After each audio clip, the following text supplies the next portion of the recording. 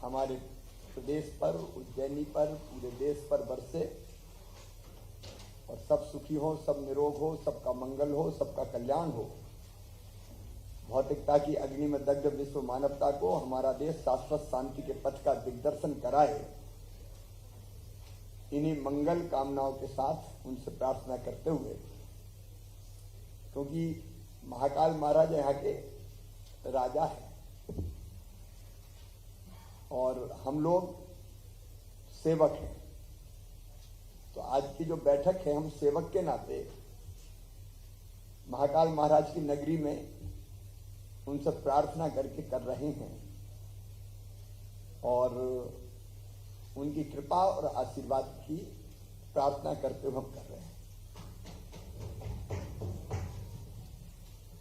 उन्हीं का तेरा तुझको अर्पण क्या लागे मेरा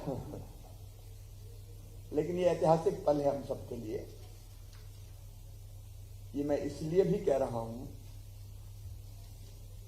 2017 में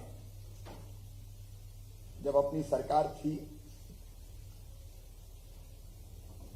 उज्जैन के मित्रों को याद होगा, मोहन जी बैठे हुए, प्रभारी मंत्री कौन थे उस समय, मुझे ध्यान अभी नहीं आ रहा है, भूपेंद्र सिंह। उस समय ये कल्पना आई थी कि महाकाल परिसर का विस्तार किया जाए। खूब विचार विमर्श हुआ, कल्पना शुरू हुई थी ये 2016 के सिंहस्थ के समय से, लेकिन फिर हम लोगों ने प्रारंभिक चरण में इसके नागरिकों से चर्चा की, मंदिर समिति और सभी संबंधित लोग जो स्टेक होल्डर थे उनसे चर्चा की और उनके विचारों को ध्यान में रखकर ये परिसर के विस्तार की योजना बनाई। डीपीआर का काम 1 साल में हम लोगों ने उस समय पूरा किया था और अपनी कैबिनेट ने ही पूरी चर्चा करके प्रथम चरण के लिए, कैबिनेट में चर्चा हुई थी लेकिन प्रथम चरण के लिए जो टेंडर हमने बुलाए थे वो 2018 में बुलाए थे। तो 2018 में चुनाव के पूर्व इसके टेंडर आमंत्रित कर दिए गए थे। बाद में सरकार बदलने के बाद काम सुप्त अवस्था में चला गया था, लेकिन 2020 में मैं फिर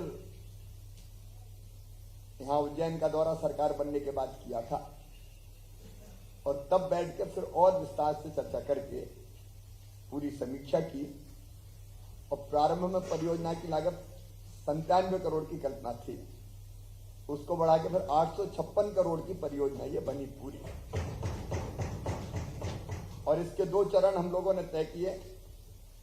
एक प्रथम चरण जो 351 करोड़ रुपए का था, लेकिन उस समय ये आवश्यकता महसूस की कि प्रथम चरण के अलावा भी और काम होने, तो फिर द्वितीय चरण के लिए भी हमने फिर यहां राशि स्वीकृत की।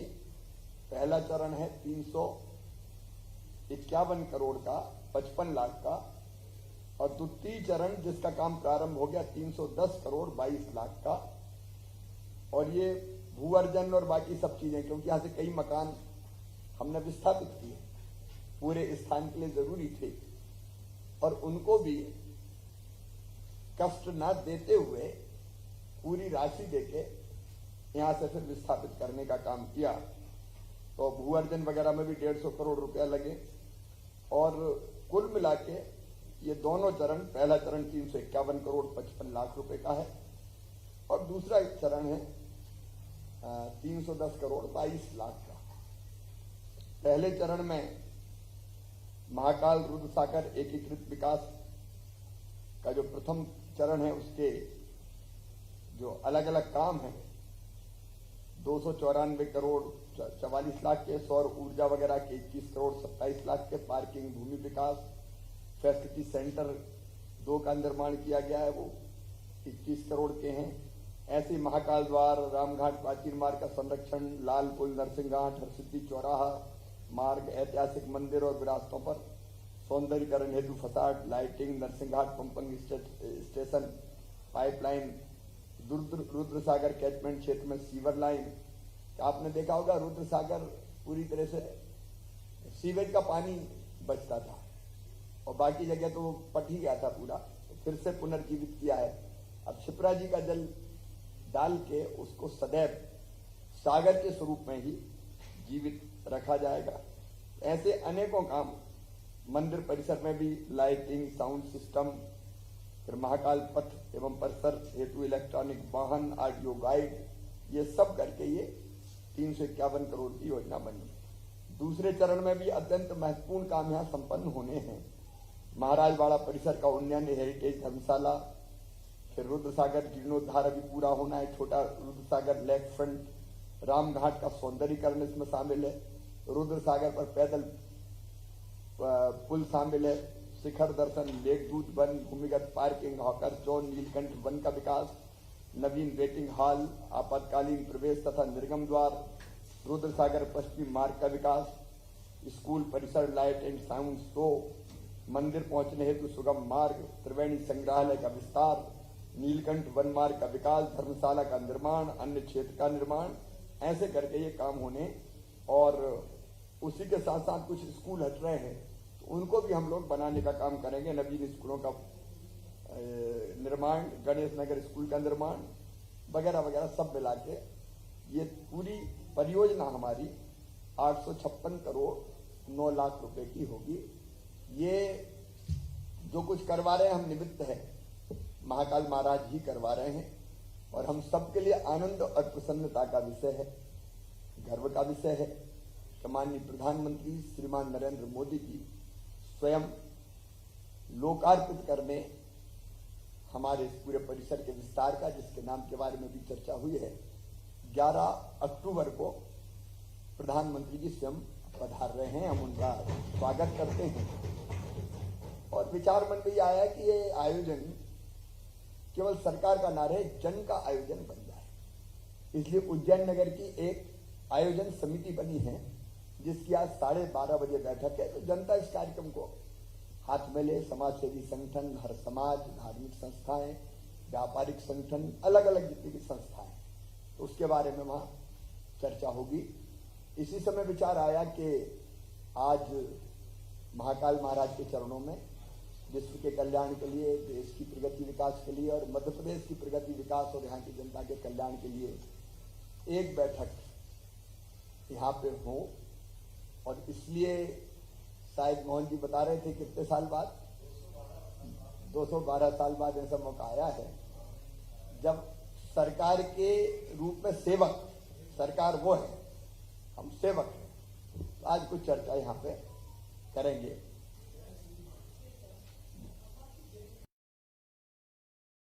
तो मतलब 12 को है कि 11 को है?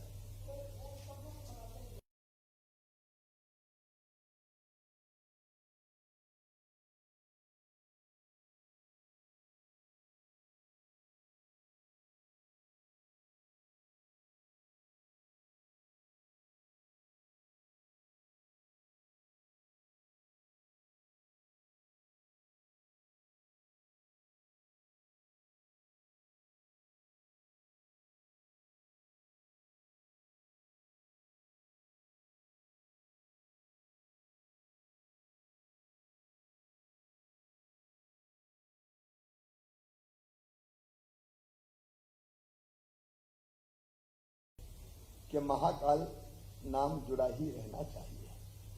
वैसे ये महाकाल वन क्षेत्र कहा जाता है, लेकिन वन से चीजें स्पष्ट नहीं होती, इसलिए मोटी सहमति बन रही है महाकाल लोक। लोक तो उनकी पूरी लीलाएं हैं, इसमें तो एक नया लोक। तो मैं समझता हूं कि लगभग, क्योंकि धाम पहले से 4 धाम है, तो वो धाम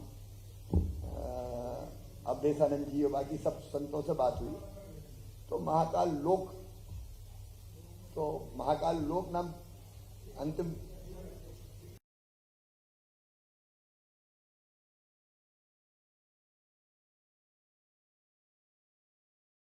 लोक। आज पहला फैसला यही हो गया कि जन